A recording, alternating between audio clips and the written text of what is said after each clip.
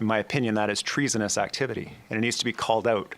It needs to be stopped. Reports of Alberta separatists meeting with senior U.S. government officials in Washington have spurred the BC Premier into urging Canada's First Ministers meeting in Ottawa to take action. But David Eby says he's not talking about domestic debate. I'm talking about crossing the border, soliciting the assistance of a foreign government to break up this country, and I don't think we should stand for it. There are now multiple reports that the Alberta Prosperity Project is seeking a line of credit from the American government to help pay for separation. Danielle Smith said she would not demonize or marginalize her fellow Albertans, but emphasized she does not support separation and will ask her representative in D.C. to ask the U.S. government to stop. I think we also have to be realistic that 10 years under Justin Trudeau's government, our province was relentlessly attacked. Our economy was relentlessly attacked. Meanwhile, the First Ministers did agree to regular meetings of provincial and federal trade ministers to further clear interprovincial trade barriers and monthly meetings when the Canada-US-Mexico Free Trade Agreement review starts later this year.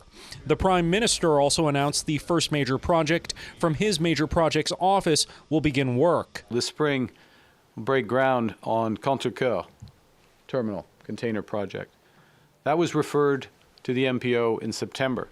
In just 4 months, we set up financing, structures, approved all the key permits, put a project oversight committee in place. Carney says the expansion will increase shipping capacity for the Port of Montreal by 60%, but questions about the proposed oil sands pipeline to BC are still unresolved.